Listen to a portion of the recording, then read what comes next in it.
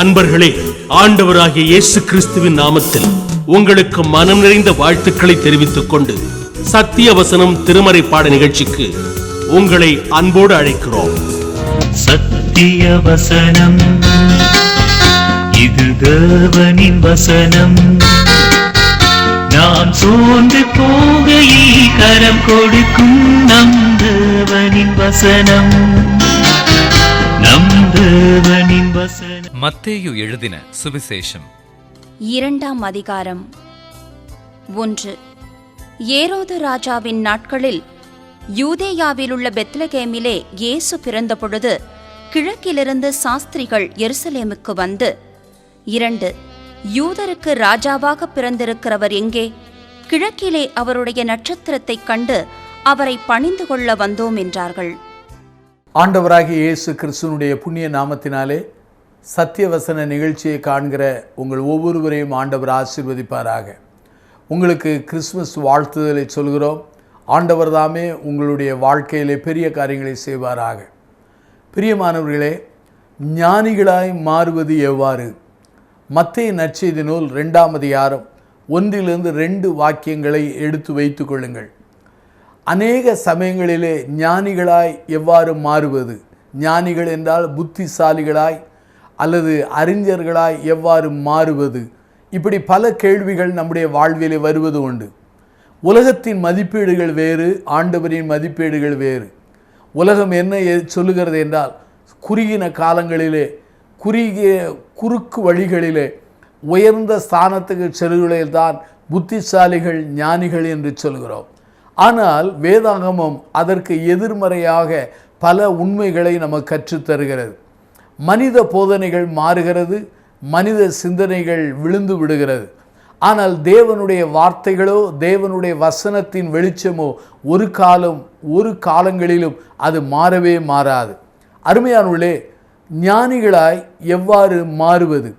மத்தேயு 2ஆம் அதிகாரம் 1-2 வரை வாசித்தால், கிழக்கிலிருந்து வந்த சாஸ்திரிகள் என்று சொல்லப்படுகிறது.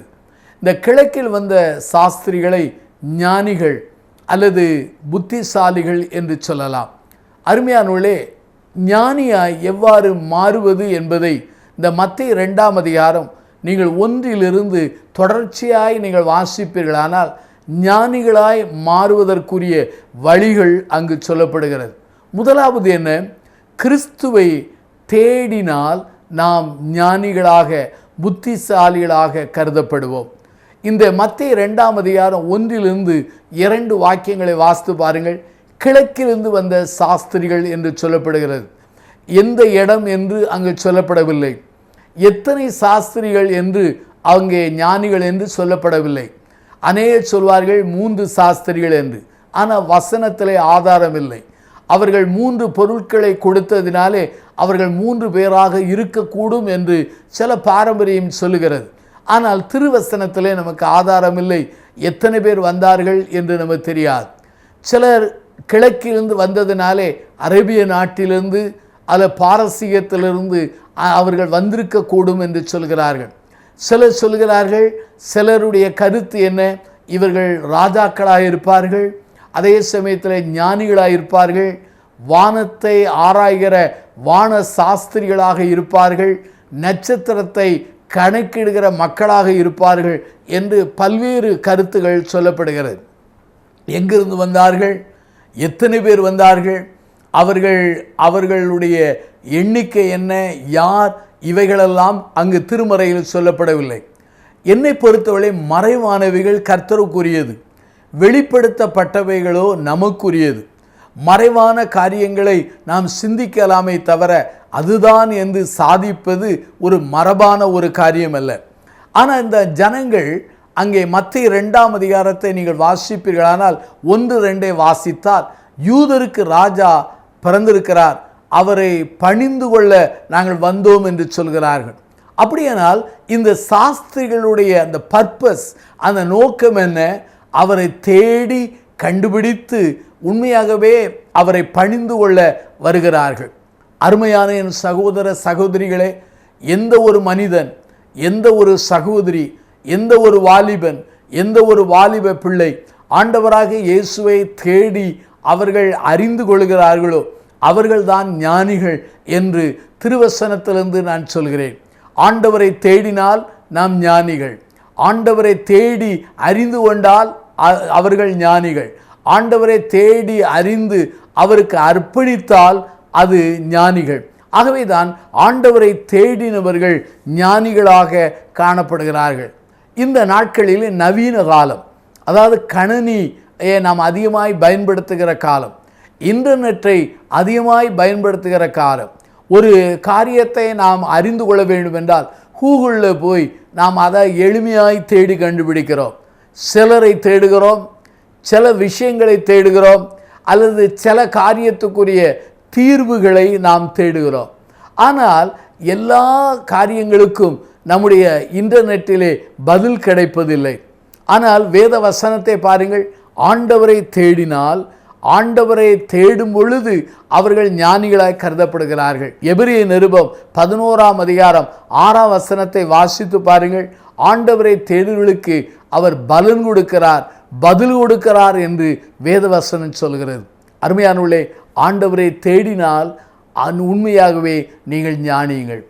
ஆகவே ஞானியாய் மாற வேண்டும் என்றால் கர்த்தரை தேட வேண்டும், அவரை உள்ளத்தின் ஆழத்திலிருந்து தேட வேண்டும், உள்ளபூர்வமாய் தேட வேண்டும், முழு மனதோடு தேட வேண்டும். ஒரு இடத்துல புதையல் இருக்கும் என்றால் மக்கள் அந்த புதையலை தேடு கண்டுபிடிக்கும் வரையும் விடாமுயற்சியாய் தேடுகிறார்கள். நம்முடைய வீட்டில் ஒரு பொருளை எங்கேயாவது மறந்து நாம் வைத்து விடுவோமானால் அதை தேடும் வரையும் விடாமல் தேடுகிறோம். ஆனால் கர்த்தரை நாம் தேடுகிறோமா? கர்த்தரை தேடிக்கொண்டிருக்கிறோமா? இந்த கேள்விக்கு பதில் சொல்ல வேண்டும். இந்த ஞானிகள், இந்த சாஸ்திரிகள் கிழக்கிலிருந்து வந்தார்கள். அவர்கள் எப்போது பயணம் செய்தார்கள் நமக்கு தெரியாது, எங்கிருந்து புறப்பட்டார்கள் தெரியாது. இவர்கள் நட்சத்திரத்தை தான் தங்களுடைய வழிகாட்டியாய் எண்ணிக்கொண்டே வருகிறார்கள். நட்சத்திரமானது பெரும்பான்மையாக பகல் நேரங்களில் தெரிவதில்லை, இரவில் தான் தெரியும். ஆகவே பகல் நேரங்களிலே இவர்கள் பயணம் செய்திருக்க வாய்ப்பில்லை. இவர்கள் பயணம், தூரமான பயணம் இருக்கிற காலங்களிலே அவர்கள் எத்தனையோ இடர்பாடுகள், எத்தனையோ கஷ்டங்களை அனுபவித்து ஆண்டவரை தேடி வந்திருக்கலாம். ஆகவே ஆண்டவரை தேடும் பொழுது கஷ்டங்கள் உண்டு, நஷ்டங்கள் உண்டு, இடர்பாடுகள் உண்டு, தடைகள் உண்டு, சோதனைகள் உண்டு, மனிதனுடைய பரியாசங்கள் உண்டு. இத்தனையிலே நீங்கள் ஆண்டவரை தேடுவீர்கள் என்றால் ஆண்டவர் உங்களை ஞானியாக அவர் கருதுகிறார். ஆகவே ஆண்டவரை தேடினால் நீங்கள் ஞானிகள் என்று அழைக்கப்படுகிறீர்கள். இரண்டாவதாக, கர்த்தராகிய இயேசுவை தொழுது கொள்கிறவர்கள் ஞானிகள். மத்தேயு 2ஆம் அதிகாரம் 9வது வசனத்திலிருந்து 11வது வசனம் வரை நீங்கள் வாசித்து பாருங்கள். இந்த சாஸ்திரிகள் நட்சத்திரத்தை வழிநடத்தப்பட்டவர்கள். அவர்கள் தவறாக மதிப்பிட்டார்கள். யூதருக்கு ராஜாவானவர் அவர் எருசலேமிலே அரண்மனையில் பிறந்திருப்பார் என்று அரண்மனையிலே ஏரோதை தேடி வருகிறார்கள். பிறகு அவர்கள் புரிந்து கொண்டார்கள், அவர் பெத்லெகேமிலே பிறந்திருக்கிறார் என்ற செய்தி கேள்விப்பட்ட போது அவர்கள் நட்சத்திரத்தை அவர்கள் கவனித்தவராக பின்தொடர்ந்து வருகிறார்கள். நட்சத்திரத்தை மறுபடி கண்டபோது சந்தோஷமடைந்தார்கள். அந்த பிள்ளை இருந்த இடம் வரையிலும் நட்சத்திரம் வந்து நின்றது. பிள்ளையை கண்டார்கள், தொழுது கொண்டார்கள். அந்த பிள்ளையை அவர்கள் தொழுது அவர்கள் கனம் பண்ண ஆரம்பிக்கிறார்கள். அருமையானவர்களே, எருசலேமுக்கு பெத்லெகேமுக்கு இடையிலே ஒரு 5 மைல் தான். ஆனால் ஏரோது ராஜா ஆராதிக்க வரவில்லை, தொழுது கொள்ள வரவில்லை. வேதபாரகர்கள், ஆசாரியர்கள் தொழுது கொள்ள வரவில்லை. அந்த சாஸ்திரிகள் வந்து அந்த பிள்ளையை தொழுது கொண்டதை அறிந்திருக்கிறோம். அங்கே எருசலேமிலே அங்கே மதவாதிகள் அதிகம், வேதபாரகர்கள் உண்டு, பரிசேயர்கள் உண்டு, சதுசேயர்கள் உண்டு, வேத பிரமாணிக்கர்கள் உண்டு. இப்படிப்பட்ட மக்கள் இருந்தாலும் அவர்கள் எல்லாரும் ஆண்டவரை தொழுது கொள்ளவில்லை. ஆனால் இவர்கள் போய் ஆண்டவரை தொழுது கொண்டார்கள். அருமையானவர்களே, இன்னைக்கு நாம் யாரை தொழுது கொள்கிறோம்? எவைகளை தொழுது கொள்கிறோம்? எதனை தொழுது கொள்கிறோம்? இந்த கேள்விகளுக்கு நாம் பதில் சொல்ல வேண்டும். அநேகர் எதை தொழுது கொள்கிறார் என்றால் ஃபால்ஸ் காட்ஸ், தவறான தெய்வங்களை தொழுது கொள்கிறார்கள். அநேகர் பணத்தை தொழுது கொள்கிறார்கள். அநேகர் தங்களுடைய வேலையை தொழுது கொள்கிறார்கள். சிலர் சிற்றின்பத்தை தொழுது கொள்கிறார்கள், சிலர் தங்களுடைய தீய பழக்கங்களை தொழுது கொள்கிறார்கள், சிலர் கேளிக்கைகளை அவர்கள் தொழுது கொள்கிறார்கள், சிலருடைய வாழ்க்கையிலே அரசியல் தலைவர்களை தொழுது கொள்கிறார்கள், சிலருடைய வாழ்க்கையிலே ஒருவேளை சினிமா நட்சத்திரங்களை அல்லது சில நட்சத்திர மக்களை தொழுது கொள்கிறார்கள், சிலரோ ஒருவேளை மலைகளை, நட்சத்திரங்களை, ஆன்மீக தலைவர்களெல்லாம் தொழுது கொள்கிறார்கள். நம்முடைய கிறிஸ்துவ வட்டாரங்களில் கூட சிலர் ஆண்டவரை விட்டுவிட்டு கிறிஸ்தவ ஊழியர்களை, கிறிஸ்தவ தலைவர்களை அவர்கள் தொழுது கொண்டு வருகிறதை நான் பார்த்து வேதனைப்படுகிறேன். ஆகவே தான் சங்கீதக்காரன் சொல்கிறான், சில ரதங்களை குறித்தும் சில குதிரைகளை குறித்து மேன்மை பாராட்டுவார்கள், நானோ என் தேவனாகிய கர்த்தரை குறித்தே மேன்மை பாராட்டுவேன் என்று சொல்கிறார். எலியா அங்கே அக்னி ரதத்தில் எடுத்துக்கொள்ளப்படும் போது எலிசா சொன்னார், இஸ்ரவேலுக்கு ரதமும் குதிரையும் ஆனீரே என்று சொன்னார். அவை இஸ்ரவேலுக்கு ரதமும் குதிரையும் யார் என்றால் ஆண்டவருடைய ஊழியர்கள் தான். இன்றைக்கு அநேக மக்கள் ஆண்டவருடைய ஊழியர்களை அங்கே அவர்கள் மேன்மை பாராட்டுகிறார்கள், அநேகர் தொழுது கொண்டு வருகிறார்கள். ஆண்டவருடைய ஊழியக்காரர்களுக்கு மரியாதை கொடுப்பது நல்ல காரியம், கனம் பண்ணுவது நல்ல காரியம். ஆனால் தெய்வம் இருக்கிற இடத்திற்கு அவர்களை கொண்டு வருவது நமக்கும் நல்ல காரியம் அல்ல, அந்த ஊழியர்களுக்கும் நல்ல காரியம் அல்ல. ஏனென்றால் வேதவசனம் சொல்கிறது, தன்னுடைய மகிமையை அவர் வேறு எவருக்கும் கொடுப்பதில்லை. ஏன் என்னை போன்ற ஊழியருக்கு கூட அல்லது ஊழியம் செய்கிற உங்களுக்கு கூட கொடுப்பதில்லை. தேவன் தன்னுடைய மகிமையை திருடுகளை அவர் சும்மா விடுவதும் இல்லை. ஆகவே அருமையானவர்களே, அநேகர் அநேகத்தை தொழுது கொள்கிறார்கள். ஆனால் இந்த சாஸ்திரிகள் முன்னணியில் கிடந்திருக்கிற அந்த கிறிஸ்துவை தொழுது கொண்டார்கள், அவரை பணிந்து கொண்டார்கள், அவர்கள் தொழுது கொள்ள ஆரம்பிக்கிறார்கள். இன்றைக்கு அநேகருடைய தொழுகை எப்படி இருக்கிறது? அநேகருடைய ஆராதனை எப்படி இருக்கிறது? சிலர் கடமை முறைக்கென்று தொழுது கொள்கிறார்கள், சிலர் உணர்ச்சி பிளம்பிலே தொழுது கொள்கிறார்கள், சிலர் உள் இருதயத்தோடு தொழுது கொள்கிறார்கள். அருமையானவர்களே, நம்முடைய தொழுது கொள்ளுதலை நாம் மதிப்பீடு செய்ய அழைக்கப்படுகிறோம். ஆகவே தான் அருமையானவர்களே, உண்மையாய் ஆண்டவரை தொழுது கொண்டால் நம்முடைய உள்ளமெல்லாம் உருகும், நம்முடைய உள்ளமெல்லாம் மெழுகுவர்த்தி உருகுவது போல அது உருகி விடும், கண்களிலிருந்து கண்ணீர் வரும். நாம் ஆண்டவருடைய பிரசன்னத்தை உணர்வோம், ஆண்டவருடைய மகிமையை உணர்வோம். ஆகவே தான் யார் ஆண்டவரை தேடினார்களோ அவர்கள் ஞானிகள், யார் ஆண்டவரை தொழுது கொண்டார்களோ அவர்கள் ஞானிகள். மூன்றாவதாக ஒன்றை நான் சொல்ல விரும்புகிறேன், யார் இயேசுவுக்கு தங்கள் வாழ்க்கையில் சிறந்ததை கொடுக்கிறார்களோ அவர்கள்தான் ஞானிகள். இன்றைக்கு அநேகர் தங்கள் வாழ்க்கையிலே ஆண்டவருக்கு எதை கொடுக்கிறோம்? ஆபேல் காயின் இருவரிலே ஆபேல் ஆண்டவருக்கு சிறந்ததை, தலையீற்றானதை கொடுத்தார். மல்கியாவின் புஸ்தகத்திலே இஸ்ரவேல் மக்கள் ஆண்டவருக்கு பழுதானதை, நேர்த்தி இல்லாததை, கண் குருடானதை, நசல் கொண்டதை கொடுத்தார்கள் என்று ஆண்டவர் அவளை கண்டிக்கிறதை மல்கியா 1 அதிகாரத்திலே வாசிக்கிறோம். அருமையானவர்களே, ஆண்டவருக்கென்று சிறந்ததை நாம் கொடுக்க அழைக்கப்படுகிறோம், சிறந்ததை, உயர்ந்ததை அவருக்கு கொடுக்க அழைக்கப்படுகிறோம். ஆகவே யார் ஆண்டவருக்கு சிறந்ததை கொடுக்கிறார்களோ அவர்கள்தான் ஞானிகள். இங்கே பாருங்கள், இந்த அருமையான சாஸ்திரிகள் ஆண்டவருக்கென்று சிறந்ததை கொடுத்தார்கள். மத்தேயு 2 அதிகாரம் 11 வசனத்தை வாசித்து பாருங்கள். அவர்கள் ஆண்டவரின் பிறந்ததற்கு அவர்கள் பொன்னை கொடுத்தார்கள், தூப வர்க்கத்தை கொடுத்தார்கள், வெள்ளை போலத்தை கொடுத்தார்கள். அவரை ராஜாவாக, ஆசாரியனாக, ஒருவேளை அவரை ஒரு பாவ நிவாரண பலியாக அவர்கள் கொடுத்த அந்த பொருட்கள் மூலமாய் அவளுடைய தன்மையை நாம் புரிந்து கொள்ள முடிகிறது. பிரியமானவர்களே, ஒரு மனிதன் யாருக்கு எவ்வளவு முக்கியத்துவம் கொடுக்கிறானோ அவ்வளவு தூரம் அவன் கொடுக்கிற அந்த பொருளும் மிக முக்கியத்துவமாக காணப்படுகிறது. அற்பமாய் எண்ணினால் அந்த மனிதனுக்கு கொடுக்கிற வெகுமதி அற்பமாய் இருக்கும். அவரை தலை சிறந்தவராய் எண்ணினார், அவருக்கு கொடுக்கிற காரியங்கள் தலை சிறந்ததாய் இருக்கும். இந்த சாஸ்திரிகள் ஆண்டவருக்கென்று சிறந்ததை கொடுத்தார்கள். ஆண்டவருக்கென்று கொடுக்கிறவர்களாய் இருக்கிறோமா? இன்றைய மக்களில் 2 மக்கள் இருக்கிறார்கள், ஒன்று வாங்குகிறவர்கள், இன்னொன்று கொடுக்கிறவர்கள். அப்போஸ்தலனாகிய பவுலடிகளார் சொல்கிறார், நாங்கள் வாங்குறதை காட்டிலும் தேவனுக்கு அதிகமாய் கொடுக்கிறது அதிகமாய் இருக்க வேண்டும் என்று அவர் எழுதுகிறார். அப்படியானால் வாங்குகிற மக்கள் அதிகம், கொடுக்கிற மக்கள் மிகமே சொற்பம். ஆனால் இந்த சாஸ்திரிகள் புறமக்கள், யூதர்கள் அல்ல, தேவ நம்பிக்கை இல்லாதவர்கள், ஆனால் நட்சத்திரத்தை வைத்து தான் வழிநடத்தப்பட்டவர்கள். அவர்கள் கிடைத்த வெளிச்சத்திலே அங்கே குமாரனாகிய இயேசுவை அவர்கள் கண்டார்கள், தரிசித்தார்கள், ஆண்டவருக்கு தங்களுடைய வாழ்க்கையில சிறந்ததை கொடுத்தார்கள்.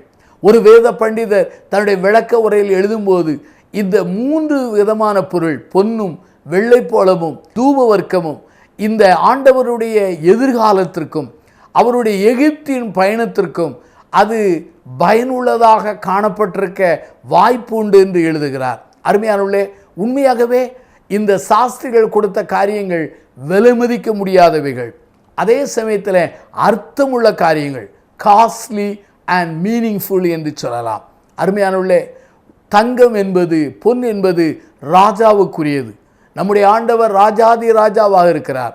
அதே சமயத்தில் அங்கே தூப வர்க்கம் என்பது உண்மையாகவே அது ஒரு தூப வர்க்க ஒரு பணியை செய்யக்கூடியதாக இருக்கிறது. துதிக்கும் ஜெபத்துக்கு ஒரு முன்னடையாளமாக இருக்கிறது. அவர் ஆசாரியத்துவத்தை நிறைந்தவர் என்பதை அது வெளிப்படுத்துகிறது.